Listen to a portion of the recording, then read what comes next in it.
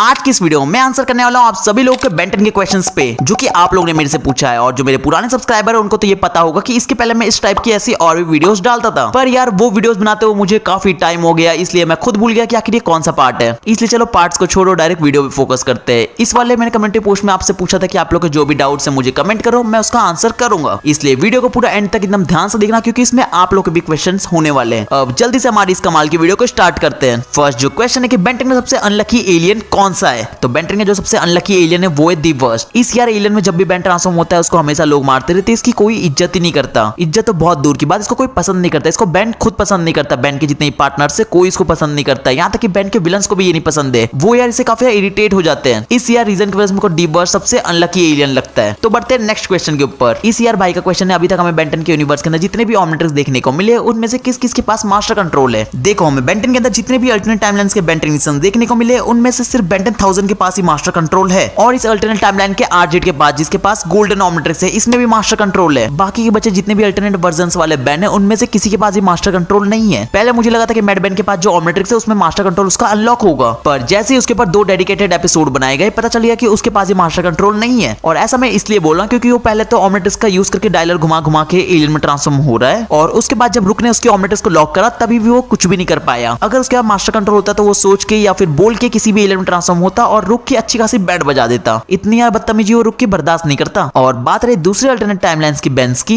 Ben 23 इसके timeline का तो एजमत इसको कभी भी मास्टर कंट्रोल नहीं देगा। ऑमनिट्रिक्स देके वो उसको पछता रहा है, और इस क्वेन को तो ऑमनिट्रिक्स अभी अभी मिला है, इसके पास कहीं मास्टर कंट्रोल ऑन होगा। और बात रही है ज़ॉम्बी बेन की, तो इसके तो आधे से ज्यादा एलियन ऐसे ही लॉक पड़े हुए हैं। जब ये ज़ॉम्बी बना उसके बाद इसके ऑमनिट्रिक्स ने सारे एलियंस को लॉक कर दिया, सिर्फ ये कुछ एलियन में ही ट्रांसफॉर्म हो सकता है, तो इसके पास मास्टर कंट्रोल कहाँ ही होगा। और बचे ये 2 बेन, निगा बेन और बेड बेन। जब मैंने अच्छे से एपिसोड देखा तो मेरे को कहीं भी नहीं लगा कि इनके पास ही मास्टर कंट्रोल होगा। तो बढ़ते नेक्स्ट क्वेश्चन के ऊपर। ग्वेन और केविन अलग कब होंगे? क्यों भाई, क्यों करना है अलग? माना ग्वेन तुम्हारी क्रश है पर उसको केविन से अलग कर दोगे? एक तो यार इस बेचारे को पूरे 4 सीरीज में एक लड़की मिली, उससे भी तुम उसको अलग करना चाहते हो? अगर यार पढ़ना है तो बेन के पीछे पढ़ो, उसके पास तो बहुत सारी है, जैसे कि जूली है, एलिना है, यूनिस है, जेनिफर है, काय है, एमिली है और एस्टर जैसी और पता नहीं कितनी एलियन वाली गर्लफ्रेंड है उसके पास। पढ़ना है तो उसके पीछे पढ़ो ना। केविन बेचारे को तो यार इन 4 सीरीज में एक मिली है, उसके पीछे भी तुम पड़े हुए हो। इनमें से यार किसी को क्रश बना लो यार, ये भी तो अच्छी है। वैसे मैं तुम्हारे क्वेश्चन का भी आंसर कर दूं कि ये लोग अलग नहीं होंगे, फ्यूचर में तो ना नहीं होंगे ये लोग अलग। नेक्स्ट क्वेश्चन है ऑमनिट्रिक्स चार्ज कैसे होता है? ऑमनिट्रिक्स की एक लिमिट होती है, जब भी यार ऑमनिट्रिक्स को बेन 10 मिनट यूज करता है ऑमनिट्रिक्स अपने आप रिचार्ज मोड में चल जाती है। वो यार एक ऑटोमेटिक प्रोसेस है, उसको मैं आखिर कैसे एक्सप्लेन करूं, मेरे पास कोई परफेक्ट एग्जांपल नहीं है। चलो फिर भी एक एग्जांपल दे देता हूं। मैं मानता हूं ये थोड़ा फुद्दू सा एग्जांपल है पर फिर भी समझ जाना। सपोज यार एक बॉक्स है, वो ऑटोमेटिकली धीरे धीरे करते वो अपने अंदर हवा भरता है और एक टाइम पे वो फुल हो जाता है, और एक उस बॉक्स का यूजर है जो कि उस पूरे हवा को एक बार में यूज कर लेता है, तो वो बॉक्स खाली हो जाता है, इसलिए वो बॉक्स ऑटोमेटिकली धीरे धीरे फिर से हवा भरता है। तो कुछ ऐसा ऑमनिट्रिक्स का वर्क है। मैं मानता हूं कि ये हवा वाला कुछ भी कनेक्शन नहीं, ये मैं एक एग्जांपल के लिए आप लोगों को समझाने के लिए बोला। नेक्स्ट क्वेश्चन के ऊपर बढ़ते हैं। खाइबर ने कहा था कि वो बेन को बचपन से ऑब्जर्व कर रहा है, तो क्या खाइबर को प्लैनेट प्राइमस का नहीं पता था? तो हाँ, खाइबर बेन को बचपन से ऑब्जर्व कर रहा है, और ये बात रही कि उसको प्राइमस का पता था कि नहीं पता था। तो यार पहले आप मेरे को इसका आंसर दो कि क्या बेन को पता था? नहीं ना, वो तो यार ऑमनिट्रिक्स का यूजर है, फिर भी उसको नहीं पता था कि प्राइमस जैसी कोई चीज भी होती है। और मैं ऐसा इसलिए बोल रहा हूँ कि खाइबर को नहीं पता होगा क्योंकि इसको कोई नॉर्मल एलियन या फिर इंसान ने नहीं छुपाया था, इसको छुपाया था एजमत ने, और एजमत कोई नॉर्मल एलियन नहीं है, उसको पता था कि कोई ना कोई इसको पता करके आके ढूंढ ही लेगा, इसलिए उसने कुछ ऐसी जगह छुपाया था प्राइमस को जहां उसको कोई भी ना ढूंढ पाए। वो तो कभी विल्गैक्स को भी पता नहीं चलता अगर जेस्केयर ने उसको बताया नहीं होता। जेस्केयर ऑमनिट्रिक्स के अंदर फंसा था, इस वजह से उसको काफी सारे ऑमनिट्रिक्स के सीक्रेट्स के बारे में मालूम चल गया था, और इस रीजन की वजह से उसने विल्गैक्स को प्राइमस के बारे में बताया था। नहीं तो यार विल्गैक्स को पूरी जिंदगी लग जाती, वो प्राइमस को कभी नहीं ढूंढ पाता। Next question, why aliens make a copy of the universe instead of the rewinding the time? इसके यार ऊपर मैंने भी सोचा था जब मैं एक वीडियो पे काम कर रहा था, बट ये बहुत ही छोटा टॉपिक है इसलिए मैंने इस पे वीडियो नहीं बनाया। तो यार ऐसा इसलिए हुआ था क्योंकि टाइम रिवाइंड करना एक सेफ ऑप्शन नहीं था, क्योंकि यार जब भी कोई छोटा टाइम रिवाइंड होता है उसमें कोई भी प्रॉब्लम नहीं पड़ता, पर अगर ये बड़े स्केल में हो रहा है तो उसमें बहुत ही बड़ा इफेक्ट पड़ेगा, जो कि बहुत ही बड़ी प्रॉब्लम की बात है। थोड़ा बहुत छोटा टाइम रिवाइंड तो यार क्लॉकवर्क और जो क्रोनोसेपियंस होते हैं वो तो करते ही रहते हैं, उससे कोई ज्यादा इफेक्ट नहीं पड़ता। और मैंने ऐसा इसलिए बोला क्योंकि यार इसमें कोई कैरेक्टर को आगे पीछे करने के लिए टाइम रिवाइंड नहीं कर रहे हम लोग, और ये बिल्कुल भी सेफ नहीं था, वो बहुत ज्यादा रिस्क डिसीजन था। नहीं तो यार बेन तुरंत क्लॉकवर्क में ट्रांसफॉर्म होता, वो टाइम रिवाइंड कर देता, 1 सेकंड में सब कुछ फिक्स हो जाता। इसलिए बेन ने एलियन एक्स का यूज किया क्योंकि वो एक सेफ ऑप्शन था। एलियन एक्स का यूज करा और उसने सेम एग्जैक्ट कॉपी रेडी कर दिया, जिससे यार कोई भी गड़बड़ हुई नहीं क्योंकि ये पूरा सेम कॉपी था। बेन ने एक डिट्टो कॉपी रेडी किया था, इसलिए कोई प्रॉब्लम नहीं पड़ी और कोई इफेक्ट नहीं हुआ। अगर बेन ने एलियन एक्स और क्लॉकवर्क का यूज करके टाइम को रिवाइंड करता तो डेफिनेटली टाइम वाली प्रॉब्लम तो पड़ती ही, और यहाँ तक कि रियलिटी कोलैप्स होने का रिस्क भी होता। इसलिए बेन ने एक सेफ ऑप्शन चुना, पर फिर भी उसको हाई अथॉरिटीज का सामना करना पड़ा था। यूनिवर्स वर्सेस टेनिसन वाला एपिसोड में ये चीज हमने देखा भी था। तो बढ़ते नेक्स्ट क्वेश्चन के ऊपर। मान लो अगर केविन 11 को ऑमनिट्रिक्स मिलता है और अगर वो एलियन में ट्रांसफॉर्म होने के बाद अपनी पावर्स को यूज करे, वो मेटल को एब्जॉर्ब करता है, तो क्या उसके एलियन के पास वो पावर आ जाएगी जो कि केविन के पास रहती है? या फिर किसी वो अनजान डीएनए को एब्जॉर्ब करे तो क्या वो म्यूटेट हो जाएगा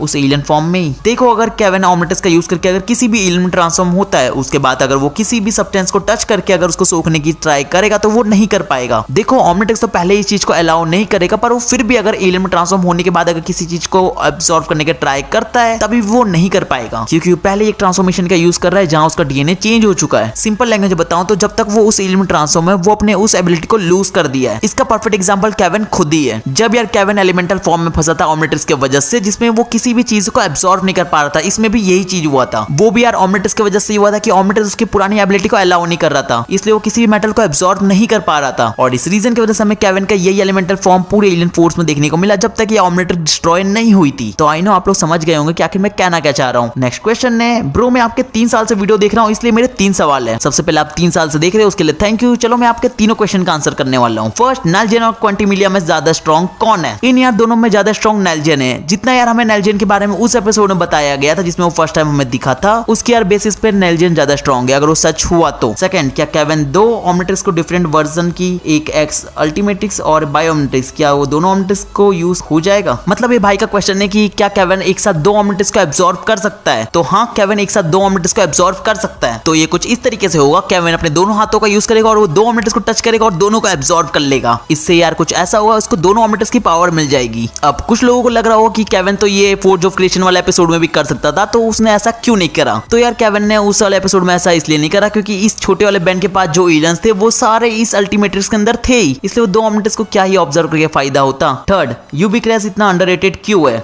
चलो ये क्वेश्चन का भी आंसर करता हूँ। सिर्फ एक कंटेंट बनाने की वजह से ये रीजन है कि मैं अंडररेटेड हूँ। सेकंड, अंडररेटेड होने का मैं सबसे बड़ा रीजन ये है कि मैं कभी कंसिस्टेंट काम ही नहीं करता यार। कुछ दिन काम करता हूँ, व्यूज जैसे अब होते हैं, मैं काम करना ही छोड़ देता हूँ, वापस चैनल डाउन होता है, down up down up down up चलता रहता है मेरा। चलो इसके ऊपर कभी और बात करेंगे। नेक्स्ट क्वेश्चन के ऊपर बढ़ते हैं। तो जो नेक्स्ट क्वेश्चन है, एल्विडो जब ब्रेनस्टॉर्म में ट्रांसफॉर्म होगा तो क्या होगा? क्या दोनों का आईक्यू मिक्स होगा? तो हाँ, जब एल्विडो ब्रेनस्टॉर्म में ट्रांसफॉर्म होगा तो उसके बाद दोनों एलियन का आईक्यू होगा। जैसे कि यार बेन ऑमनिट्रिक्स का यूज करके ब्रेनस्टॉर्म और ग्रे मैटर में ट्रांसफॉर्म होता है, उसके पास उसके स्पीसीज का ही आईक्यू आ जाता है कुछ टाइम तक जब तक वो ट्रांसफॉर्म रहता है। तो वैसे ही सेम एल्विडो के साथ भी होगा। नेक्स्ट क्वेश्चन है, अगर बेन को गैल्वेन प्राइम को बचाने के लिए अपने अर्थ को सैक्रिफाइस करना होगा तो क्या वो करेगा? नहीं, बिल्कुल भी नहीं, वो नहीं करेगा सैक्रिफाइस। बेन दोनों ही प्लेनेट को बचा लेगा। और मैं ऐसा इसलिए बोल रहा हूँ क्योंकि वो बेन ने, एजमत ने बेन को ऐसे ही ऑमनिट्रिक्स अपने पास रखने नहीं दिया है। बेन ने अपने आप को बहुत अप्रूव करा है, उसने इम्पॉसिबल चीजों को पॉसिबल किया अपने हिम्मत, दिमाग और लक का यूज करके। नहीं तो यार एक खड़ूस एजमत जैसा एलियन इसको कभी ऑमनिट्रिक्स रखने देता? कभी नहीं रखने देता। वो इससे कब से ऑमनिट्रिक्स छीन लिया होता। बेन ने बहुत सारी इम्पॉसिबल चीजों को पॉसिबल किया है। यूनिवर्स की सबसे स्मार्टेस्ट स्पीसीज गैल्वेंस, जो कि यार वो लोग भी हार मान जाते दिमाग से, वो भी नहीं सोचते कि नहीं यार इसके आगे अब क्या ही होगा। बेन ने उस जगह भी अपना दिमाग चला के उस चीज को पॉसिबल किया है। परफेक्ट एग्जांपल इसके लिए एल्विडो है। जैसे एल्विडो के पास अल्टीमेट्रिक्स जैसा पावरफुल वेपन था, फिर भी वो विलगैक्स से हार गया और अपनी अल्टीमेट्रिक्स के एक नॉर्मल इंसान से नहीं बचा पाया। वो तो गैल्वेन है ना, उसको कुछ ऐसे कोड्स करके अपनी अल्टीमेट्रिक्स को बचा लेना चाहिए, पर फिर भी वो बेन से अपनी अल्टीमेट्रिक्स को नहीं बचा पाया। बेन ने गैल्वेन से उसकी ऑमनिट्रिक्स छीनी। एजमत के बाद जो सबसे इंटेलिजेंट गैल्वेन है वो है एल्विडो, और एल्विडो से बेन ने ऑमनिट्रिक्स छीन ली, सॉरी अल्टीमेट्रिक्स छीन ली। अब कुछ लोग कहेंगे कि यार बेन ने भी तो अपनी ऑमनिट्रिक्स को सैक्रिफाइस कर दिया, उसने तो अपनी ऑमनिट्रिक्स को विलगैक्स को दे दिया। तो हाँ, उसने गलती की थी, पर उसने अपनी गलती को सही भी किया। जब वो ऑमनिट्रिक्स उसके पास नहीं थी तो उसने अपने अपोनेंट के पास से भी वो ऑमनिट्रिक्स छीन लिया, उसने उसको डिस्ट्रॉय कर दिया। और भी यार ऐसे बहुत सारे सिचुएशन हुए जहां बेन ने